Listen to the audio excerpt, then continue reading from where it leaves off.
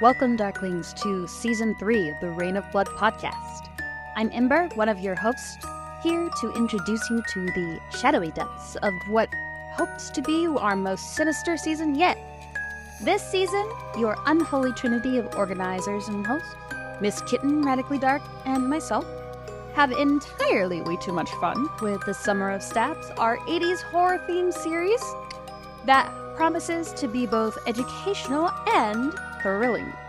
Our aim is to explore the macabre beauty that lies in the shadowed, or maybe not so shadowed, spaces of desire. Leading up to Reign of Blood Nightfall, our advanced Halloween extravaganza, we'll be discussing topics such as embodied and informed consent, risk mitigation, and other helpful tips, ensuring that every prick, slice, and puncture is as thought through as it is sensational for you.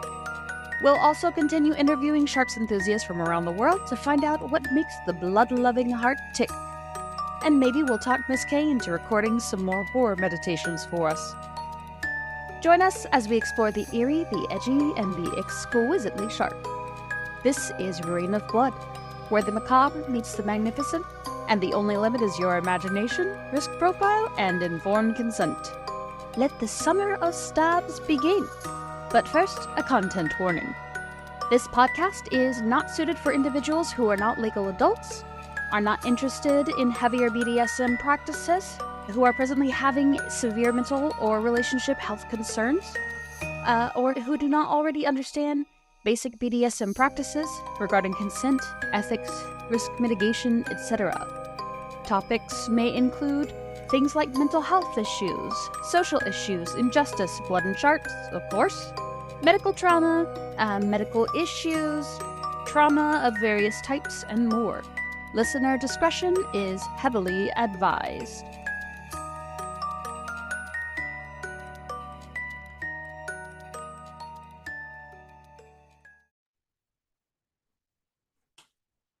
Hey, amazing shark lovers. Welcome back to the Reign of Blood podcast and to my dungeon. And this evening I have an incredible sharps artist and piercer, a guy named Zak Saturn. I'm very excited because Zak sent me some amazing pictures of his work. And I just had a huge smile on my face when I got the pics. So it definitely has made my week better already. So welcome, Zak, and thank you so much for joining us and chatting to us tonight. Hello. Yeah, thank you for having me. I'm really excited to be here.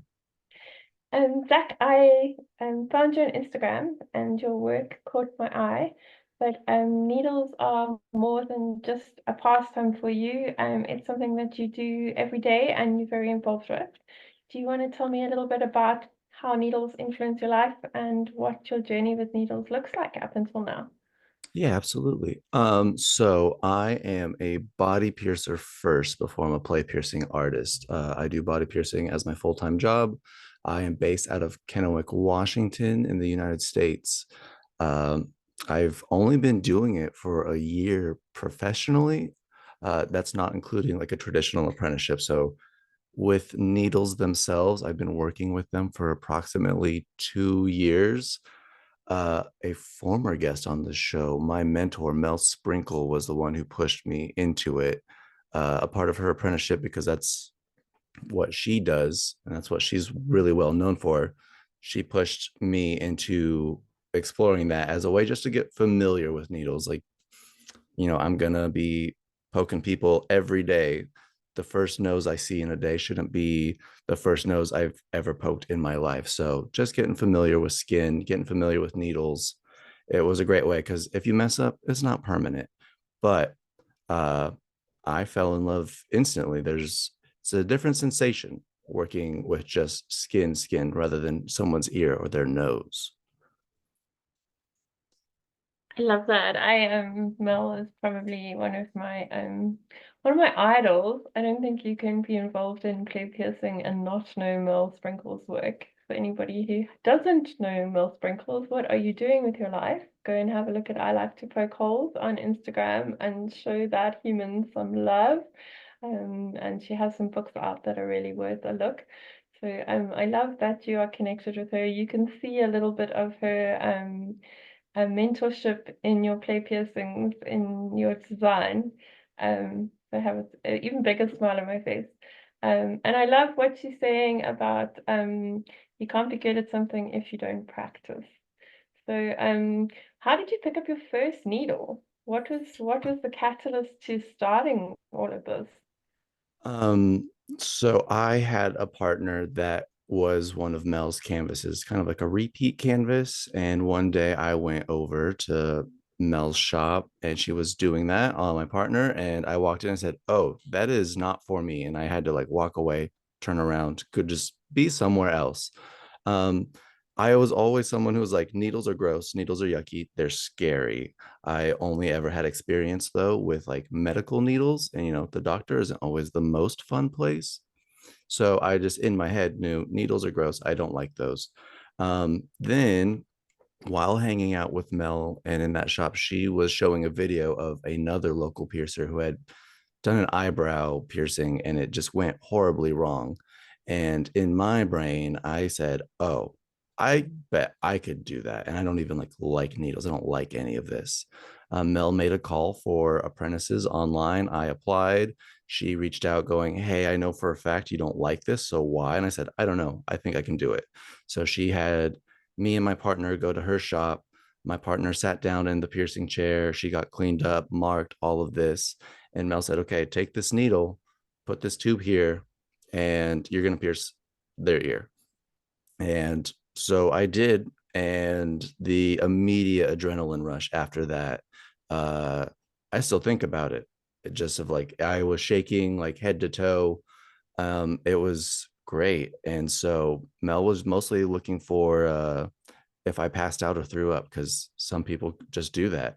I didn't do any of those. She told me what day I started, and I don't know, at this point, it feels like it's history. I have been completely enamored with piercing, with needles, with what happens when you push a needle through someone's skin. And it's like I'm just always chasing that feeling in a sense. I absolutely love that. I think though, if I had to pierce next to Mel Sprinkles, I would also be shaking and my heart would be beating out my chest and it would be the best day of my life. So I get you. Like I'm not fangirling at all. Um, that's so cool. And what is your favorite piercing that you have done on somebody as a piercer? Um, I don't know. I get asked that a lot, and it always just changes because sometimes I just really enjoy, piercing someone's nostril. I think really one I really enjoy is always the septum, just because it's one you can't really see. Like if you just look at someone's nose, you can't tell if someone's septum is crooked. And it's one that's really intimidating for someone getting pierced. A lot of people have horror stories. And so other people hear those stories and go, "That's going to happen to me." And so the like the immediate fear to the immediate relief of like a nice smooth septum piercing is it's really fulfilling for me to watch someone just their face just light up when they go, "Oh my god, that didn't really hurt, it looks great, I'm so happy." And a little bit of tears because it's the nose, but all in all, it's always like really heartwarming to see someone smile after getting their face stabbed. I have to say, I'm sure you don't want to hear this, but I'm going to tell you one of my favorite places to get pierced for play piercing is my face. There's just something about it that you cannot be unhappy. Um, when you're having your face stabbed, it's just one of those like ridiculous hysterical laughter scenes, and yeah. So I've never had a permanent piercing in my face. My body doesn't like permanent things. I have tried very hard to have piercings and they are very quickly rejected. So my body just is not accepting of strange objects. So but I do a lot of play piercing with my face and I just love it. It's one of my favorite things. Um when somebody is thinking about getting a piercing, and there's obviously some prep that they need to do. So what does a good client look like for a piercer? What do you recommend to someone who is thinking about getting a piercing, about to go and get one? What can they do to improve the quality of the skin for you and to make their job less painful? Um, Primarily eating. A lot of people think because a piercing is going to be nice and quick that it's just going to be, it's nothing. Um, I'm not removing a piece from the body, but I am definitely augmenting your body in a way that it naturally isn't supposed to be. And depending on the location, a lot of it is also mental. But a lot of times people will get lightheaded, dizzy, feel a little faint, and mostly comes from just not eating. It's a big shock to the body, and having something in your stomach is definitely very helpful. That also goes for play piercings. I work in a tattoo shop, and so there everyone's like, oh, the rules of tattoos are eat something first. That goes for piercings, play piercings, like an ear piercing. You can't just walk in and go, yeah, I'll be ready, because then as soon as you're walking out the door, we're playing hospital because we got to get you conscious again. Yeah, I like that. They call me the self-care kitten because I teach about capacity, probably more than I teach about anything else. And I really think that people underestimate their capacity for things. So, like getting a good night's sleep, making sure that you're hydrated, making sure that you've eaten, like all of those things are really super important. We talk about it. We take the piercing from play piercing and then we add ridiculous things like a vibrator on top of it or wax play or yeah, we like to flatten the biochemistry. So when you're going to play like that, you've got to be making sure that you have the budget that you can spend that. And I think that if you're going to get a tattoo or you're going to get a piercing, you make sure that your capacity budget like is high and you have enough capital to spend on the activity that you're doing. So it's great to hear a professional saying a similar thing, maybe using different words, but that that self-care, that looking after yourself, making sure that you're being an ethical human to show up for the appointment is super important. And I don't think any piercer really wants to get to know their clients in a hospital room after after Yeah, piercing their nose. absolutely. Like I think that, I'm sure you guys would rather go out for a beer or something like that. I think that would be more fun than a trip to Yeah. your local emergency ward. Have you seen anybody pass out from seeing blood or seeing somebody get pierced? Oh yeah. It actually happens quite often. Um, a lot of it is things that they can't see. So in my experience, it's been belly buttons and septums. You can't watch that process happen. And I think mentally, that's what helps a lot of people get through things. Um, and a lot of sensations are very new. Very often, the septum is one of will be someone's first like major piercing outside of their earlobes, and that's a whole new sensation. Things that happen in the nose will make your eyes water, like kind of tickle. It's all over the place, and it can be overwhelming, either mentally, physically, and you'll watch these people kind of go through just like a whole cavalcade of emotions. They're excited because they're doing it. They're a little apprehensive because they're hurt, and then their face starts to go pale, and you go, hey, are you here? And sometimes they're not. And so we are prepared for that. We have like a little cooler full of juice. We've got candy, we've got fans, alcohol swabs, and sometimes ammonia swabs if we need them to really wake up. It's happened enough that it's not scary. It's more just like, oh, this is just what we're doing. Um, Even our front desk receptionist, she is also always just like ready. If I just give her a shout, she's right there with me, and we get the person, up and conscious, make sure they're doing okay. Um, we're not quick to get anyone out. If we're like, hey, it's just going to be you and me sitting on this couch for 30 minutes, then that's what we're going to do just to make sure you're okay, because they're trusting us to do everything right there. And sometimes that includes a little bit of aftercare of like, hey, this bad thing happened. It's okay. We're going to get through this together. The only time we were really like a little less involved is if someone brought a friend or it's someone's parent. Because at the end of the day, it's all about the client, making sure they're okay. And then the guests that they brought with them, we'll get to them in a second, but usually they're just like, I just got to go sit down outside, and we go, perfect, let us know if you need anything. I did in my younger days. I thought it was a really good idea to do this hook suspension, and I invited all my friends and my partner, and I was like, "This is gonna be so cool! It's gonna be amazing!" And I didn't really conceptualize the idea of other people witnessing what was gonna happen, and it was super epic by the time the second hook went in. My partner was outside throwing up, and Oh no. the girl who was helping, the artist who was doing the suspension for me, had been suspended herself numerous times and had had needles numerous times, but she had never helped or seconded, and she passed out, and she passed out through the tray of hooks and the needles, and I was sort of I didn't quite conceptualize the effect that some needles and some hooks could have on other people. Like my whole prep for the scene had been like, how am I going to deal with the pain? How's it going to feel for me? How's it going to and the whole room was flattened. It was such an interesting view on the effects of of a piercing. So I'm picturing similar things happening, but it's quite scary when when somebody, because it happens quite quickly, they go from looking completely normal and talking to not talking at all and being on the floor. So yeah. Yeah, it happens a lot. A lot of people just have a general curiosity, so they will want to watch, and then you do it, and everyone's watching, going, "Wow, that's so interesting." And then you're asking them questions like, "What are you like? What are you seeing right now?"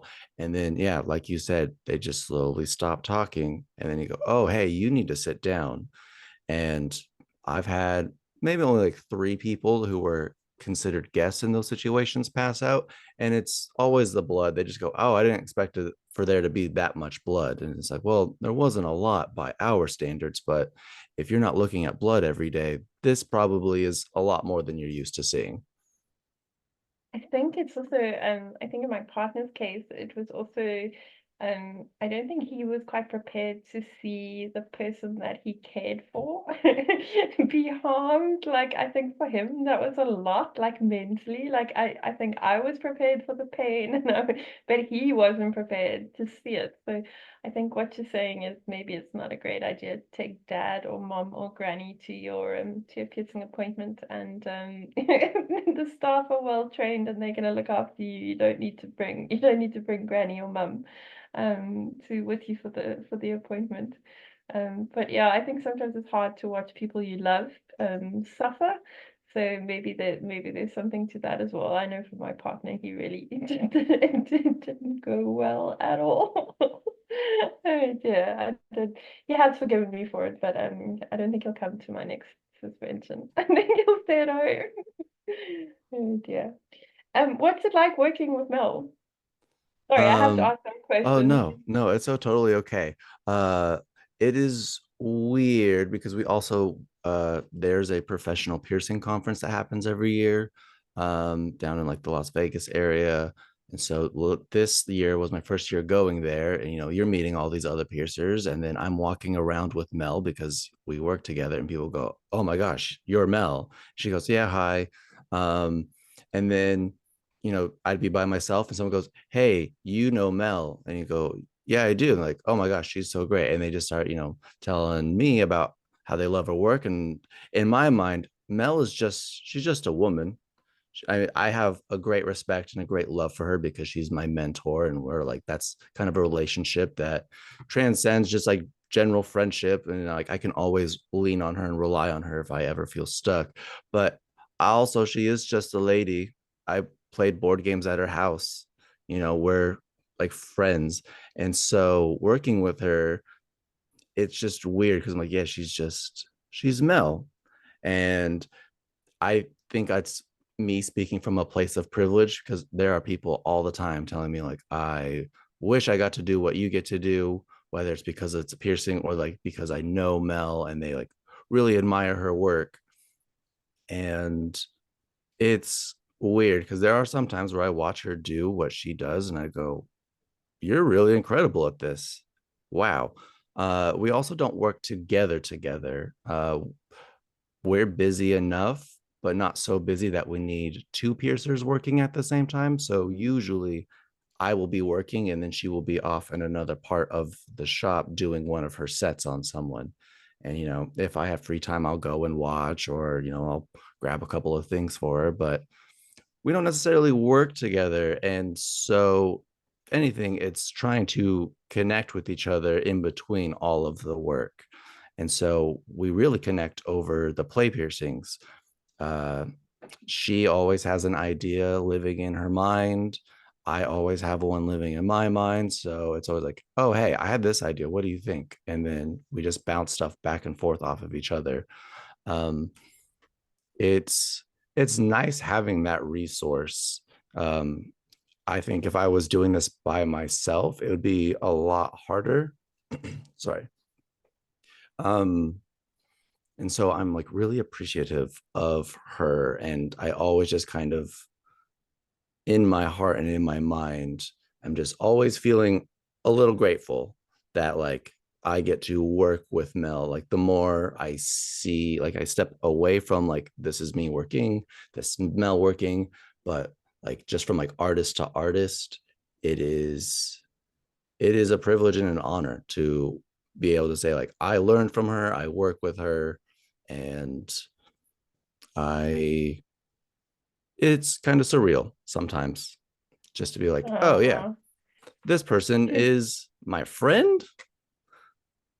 And yes, like we're I friends. just she's such a cool human. I had such a lovely interview with her for our last season, and I think the one thing that is just her work is just so incredibly good. Like there's just she is so accurate and it's insane. I think the one thing that helped me a lot in my journey was at some point in one of her Instagram profiles, she had a picture of where she started. Like I think like right in the beginning of throwing some needles, and they weren't the same level as what she does today. But it was so grounding to see that the great Mel Sprinkle started from somewhere as well. And it was really inspiring to know that with hard work you can get to that point. Not that I think any of us are gonna get to that point, but it's just really lovely to see that number one, she wasn't scared to show people where she came from, and show her origins like that. And then also to be able to say, like, with hard work, this is what I've done. And I think the one thing that I admire her most for is the amount of work she puts into things. Because I've seen some of her planning and some of her concepts from beginning to sort of finished product.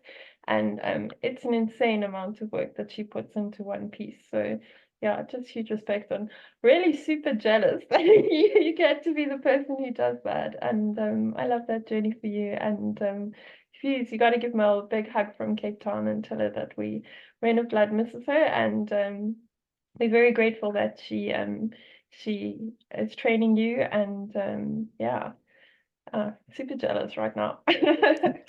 I, that's not the first time I've heard that. And every time I go, why? I'm just a guy. And like Mel's just a lady. And then, yeah, then like the artist perspective of it, you're like, oh, yeah, I guess, yeah, I'm in a place of privilege. And, I feel very lucky.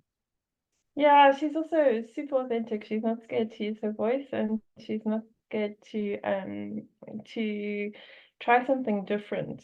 So I think a lot of um I don't want to sound um how can I put this? I think when we speak to a lot of other piercers, they're really scared to break out of the mold and to try something publicly that is different to their day job. And Mill's really authentic in following her creative side. And it's really special to see somebody, because I don't think it's or it is accepted now, but I think there was a point where it wasn't so accepted to go and do that.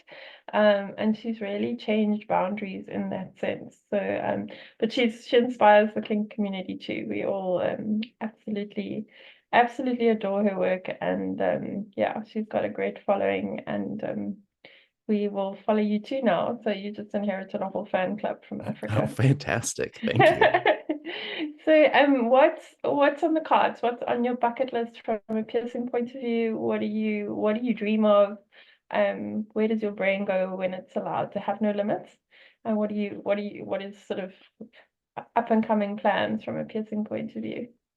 Right now, I'm also trying to just travel around and do play piercings because, you make friends, you do networking, and play piercing isn't as common and like the day-to-day piercers. It definitely is more heavy in the kink community. And with Mel and I guess a little bit of me, um, people are like, oh, how do you do that? I want to get into that. And it's like, I don't know. For me, I'm like, it was just part of like the process. Like 3 days in, it's like, also, this is play piercing. This is how you do it. Um, and it's not like a requirement. It wasn't something that I had to do, but Mel just really encouraged it. And because I just had a natural like love for it, it's something I continue to want to do. So I'm constantly making designs. I'll be just living my life, having a conversation with a friend, and I go, hold on, that just gave me an idea. Write it down in my little note section of my phone, and then go draw it at home later. And so now it's more just like I'm just trying to find people who are going to let me do this so I can stop thinking about it, stop obsessing over it. And once it's out there, I'll go, nice, good. So a lot of it is sometimes you just got to travel. Some communities in certain cities are more into that. Where I live is pretty vanilla, I would say.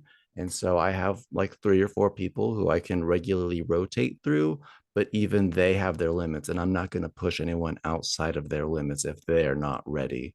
Um, so I'm mostly looking for people who are trying to do something a little more. I think the last person I worked on, they have experience with needle play and from like the kink side. And so for me to do it on an artistic side, they're like, that's going to be a piece of cake. And so we did like 165 needles in their back, took a couple of hours, but it was a breeze. Um, and so I'm hoping to either work with them in particular again, or kind of like work with people like them who are more open to like higher needle counts, like more intense artistic expressions. I love watching the skin get augmented. The first time I did a double weave, it's like in and out with the needle and then another in and out with the same needle.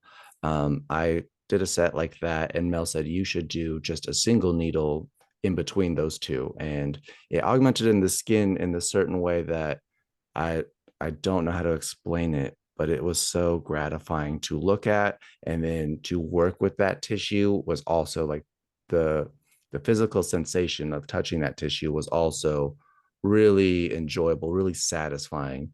And then to also say I did that felt really good. And I would like to continue to explore like what can the body take within reason. I'm not trying to like sever flesh or anything, but to I kind of want to find the limit. I love that. So we have, so in kink we call it a pain button, where you can do it with a weave, or you can just do a single needle and put another needle underneath, underneath, underneath, underneath. And we've done up to about 9 needles underneath each other. Um, just ran out of space eventually and couldn't put any more needles underneath the skin. They wouldn't go in.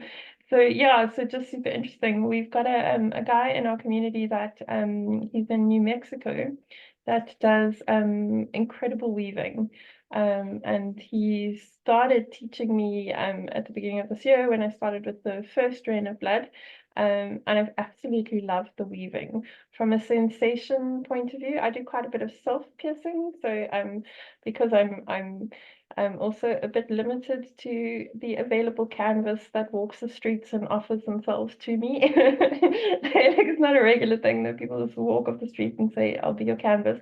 But also because it was sort of a lot of the techniques and stuff I knew, and I don't feel like I can pierce somebody if I haven't tried it and got better at it before I take their skin and trash it. So I do a lot of the stuff on myself just to learn, and the feeling of that weave is so incredible because it puts skin under so much tension. The whole experience as a bottom for me is just different. Like the level of intensity from the tension by the time the needle's gone in and out sort of 3 times, the tension on the skin and the feeling around it and the endorphins in my body and just the whole experience is amazing. And then I just absolutely love the pattern that weave leaves afterwards. Those really precise, it's like a hand poke tattoo, like it's really precise little dots and so many of them, and it's so intricate. I think it's really beautiful. In fact, it's what started me picking up a tattoo needle and learning how to hand poke. So, Oh, um, nice. yeah, watch the space. We're learning how to bloodline at the moment because that's the safest thing, so that I don't look like Hmm. a like a children's storybook by the time I'm finished my learning part of my career. But lovely to learn new things as you get older and to see where the needle journey's gone. But I'll tag you in some of Harold's work because I think you'll find that quite interesting. His weaves are really, really, really intricate. And he does all these geometric shapes where the shapes are almost frigging perfect and look like a hand-drawn pencil drawing. It's just phenomenal. The Oh, work's I'm really really excited to good. see it.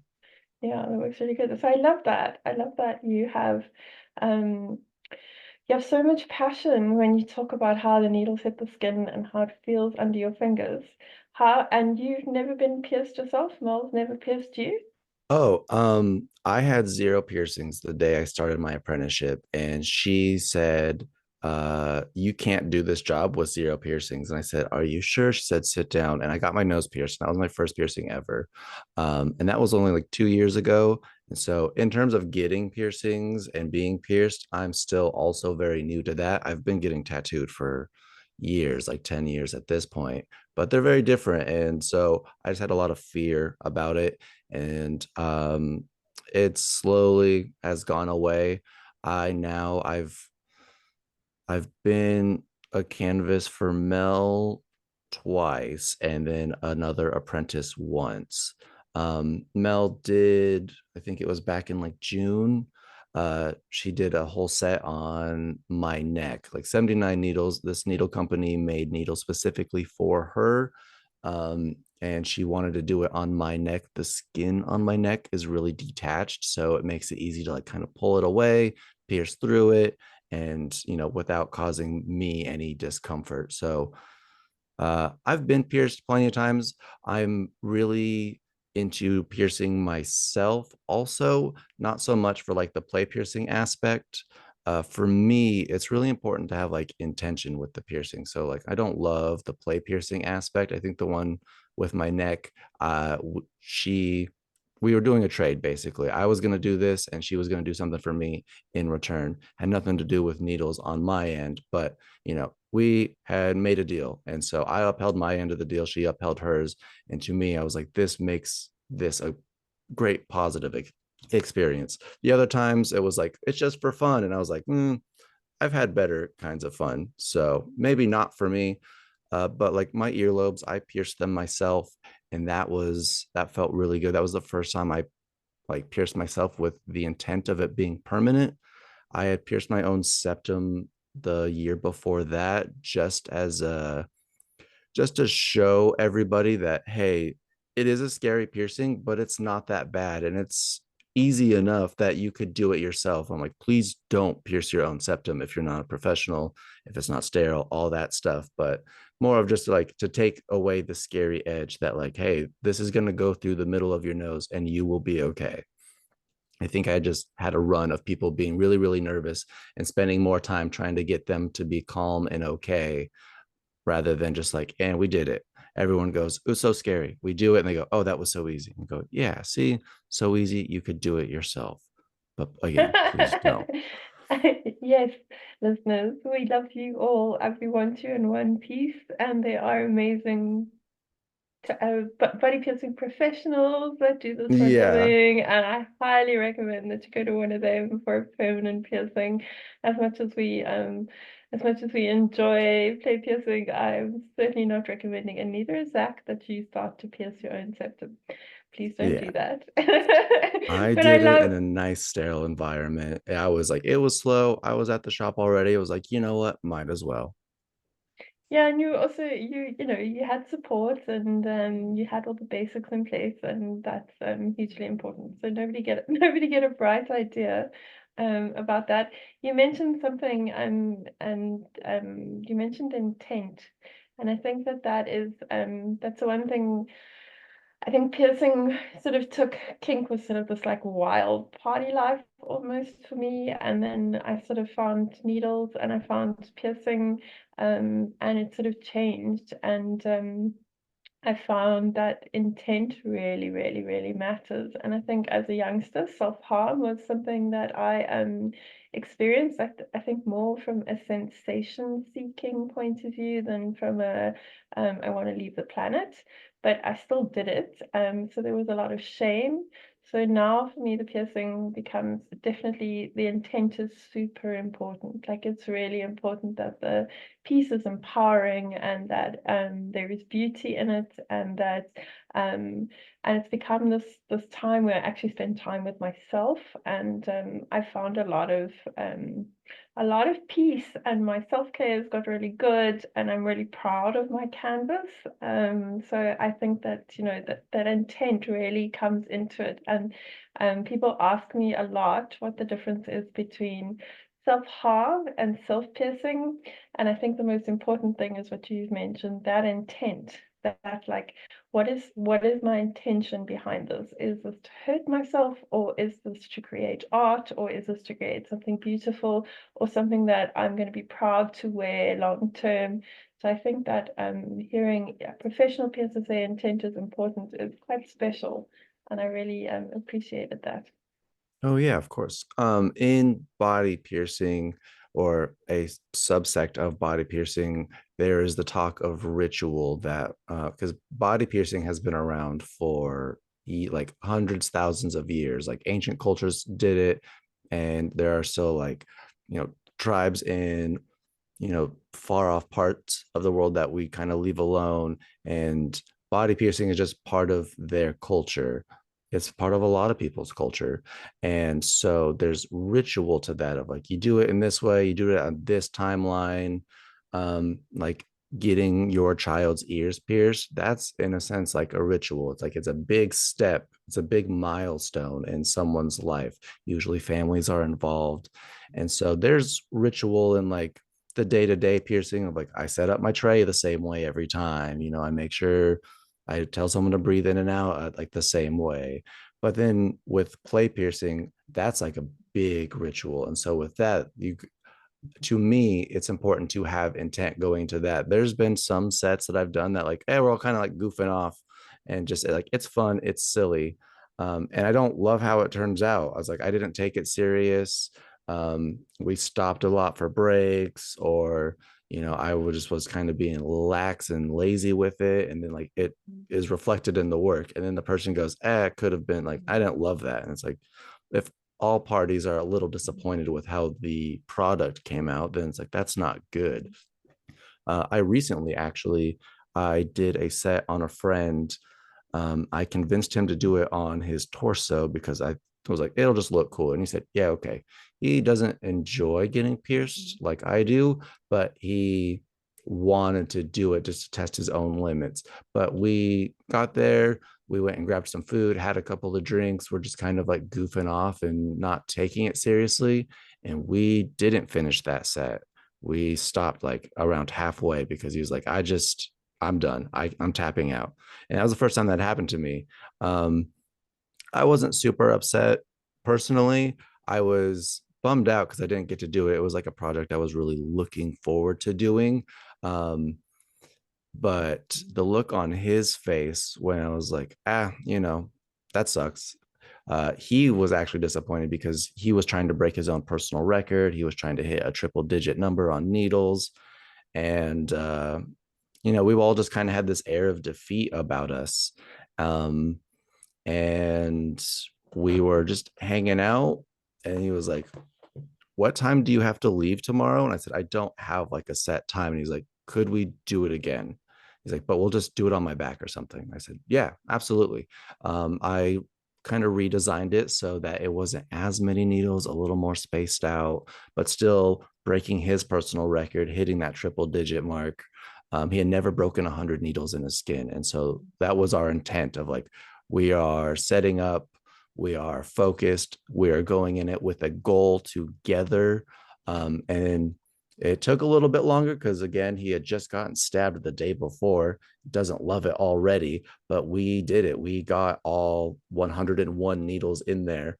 And it was like a really great moment. I, not so much for myself, I was just really glad to be a part of like his journey and help him reach those milestones. Uh, we After we got all the needles out, because it would have been dangerous before that, but we just gave each other like a big old hug. I'm super proud of him for doing it, and now he's trying to like, all right, gotta do 202. And maybe that's for me to do, maybe that's for someone else to do, but uh stuff like that, like, well, this is the goal, this is what we're working towards, especially if it's someone else's goal, not mine. That feels really good. I like to think of my work as like, it's not really for me, because it's like, yeah, I did it and it's cool, and I'm like, I'm ready to do the next project, but the people that have it done to them, it's a big deal to them, and I want them to feel like happy with that. Because I'll probably work on them again, and that's fine. And it's like, oh, if I work on the same person 20 times, that's 20 times, but maybe 15 out of those 20 times were really special to them. And I want to make sure that I can still create that for them, so that, we can continue to work on projects like that together. I just really like helping people achieve those kind of goals, like for themselves, not to show the internet that they're like, look how crazy I am, but just like something deep inside them needed to be addressed. And hopefully by working together, we can help them find it. I love that. We have something in kink that's very much fit life related called the Low Bass Award. And it's lots of big ass sharps, like literally that's what low bass stands for. But so they have different levels, and it's quite nice to see young needle players reaching the goals. So you have like a basic, which is 50 18 gauge, and then a silver, which is 25 12 gauge, and then a gold, which is 25 8 gauge, and then a platinum, which is 58 gauge. So like being a top and a bottom, and then the self-piercing side, like there's lots of ways to reach those goals. So having done stuff like that for other people and being able to see them achieve it and see them set a goal, work towards the goal, do the prep that goes in front of it. And I think what you mentioned in the story that you told so authentically was had a lot to do with capacity. As substances weaken capacity, they weaken focus, they remove perspective. So coming back to the situation where you're both clear of body and mind, and sitting down and doing it again also just gave you a clearer field of vision to appreciate the intent and the perspective. So lots of good stuff from that. But the low bass is such a great achievement, and then you get a ridiculous card that says you've achieved your basic low bass. But it's so nice to see people be proud of that achievement, and proud of themselves, and value their self-worth through what they're able to achieve with their body. And then what I find often is that having achieved that, they are more careful with their canvas, and they respect it more, and they look after themselves better. So it has like a empowering effect, because it makes them, just treat the beautiful skin on their body, and skin is just the most beautiful art medium in the whole world. They just look after that better, and they care for it better, and then in doing so care for themselves better. So it has like a knock-on effect, even though you are creating harm in some way. People just are more aware of themselves and more aware of how they have to take care of themselves, and they aftercare for themselves as a human being. So I like all of that, and it's interesting to hear your side from a piercing side, not from a kink side, sort of mentioning similar things, and that empowerment is just really special. I love giving it to people too. And I feel super empowered when I'm able to do that too. So that's really special. Yeah, it's always nice because even with just like, we're just going to pierce your nostril. For some people, that's a huge deal. And, you know, if I'm creating the space for them to like feel better about themselves with just one needle, like fantastic. It doesn't matter the needle count at the end of the day, as long as when we're all done, whoever is walking away is going, awesome. I'm so happy. Because at the end of the day, I just like, I'm not there because I need everyone to tell their friend, their dad, mom, whoever, that like Zach did this for me or to me or whatever. I want them just to go live their life and go, I did this, and I go, yeah, you did. Good job. We're all proud of you. Because at the end, like, you can go to any shop and get a nose piercing, ear piercing, whatever. There are people who do play piercings who they're just trying to poke holes in people, and they maybe don't have the kind of intent. I've seen something, I guess it's called chaotic style, where it's more just like, here's just a collection of needles in someone's skin. And I'm sure that's great for some people. I just like having that intent that it's not about me, the piercer, it's about you, the client. It would be you, the bottom. Like, when we're all finished, you should feel better than anyone else in this room. And I try to like create that space for others, or try to just promote it for anyone else who wants to get into that kind of stuff of like, hey, just make sure you're doing it not for you, a little bit for you, but mostly for the people you work with. Because if the people you work with don't like your work, then you're not going to have any work. Whether I think, Like, and that applies to a lot of aspects of anything that is a, what I do is a service, and I want to make sure I'm providing a good service to others. I think you mentioned something there that I really related to. That you're almost holding space for these humans, and I think that's really special. And I'm really privileged to speak to somebody who sees it like that, because I think piercing is such an intimate, I mean, you're penetrating somebody's body. Like, I know that this is your job, but like there is nothing more intimate than penetrating somebody's body. So when you have so much respect for it and you're prepared to hold space for that human being so that their journey can be the best possible in that situation, it's really lovely to hear. And I relate to that quite a bit because I think that's special. Yeah, it's like I've loved talking to you, and you mentioned earlier that you can go to any piercer and get pierced. Like, if you're anywhere near Zach and Mel, you guys shouldn't be going anywhere else. To Miss Kitten, a huge favor and go to Zach and Mel and get pierced. We would all be going to you guys if we weren't millions of miles across the sea.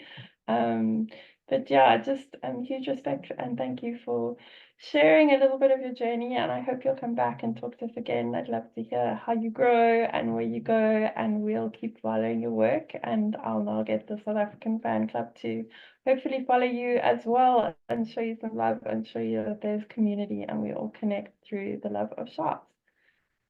Oh, well, thank you so much for having me. This has been very fantastic, and I appreciate you for having me here. Thank you, and lots of love to Mel. To Oh my yeah. amazing listeners, our tickets have launched for Halloween Nightfall. We have an early bird sale. If you don't have a ticket, what are you doing with your life? Get them. We have some incredible presenters. I'm not dropping any names yet, but I will tell you that we have lots of blood and lots of gore and lots of creepy Halloween things. And some stuff that will really knock your socks off. But some of our old fam will be back for Nightfall, so we're really excited. And we have some new fam joining us, so get your tickets as soon as you can. We have the Summer of Stabs running at the moment.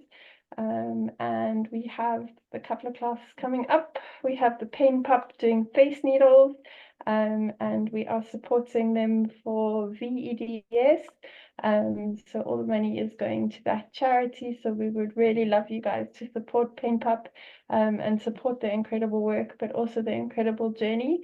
So we hope to see you in some of our Summer of Stabs classes. If you don't know how to join us, jump onto our Patreon.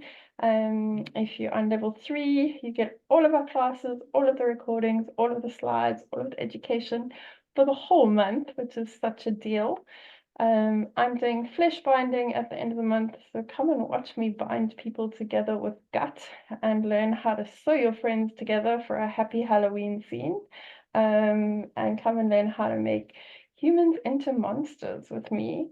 And then all of my Sharps family, we loved you. We've missed you lots. I hope that you are having a bloody good time wherever you are.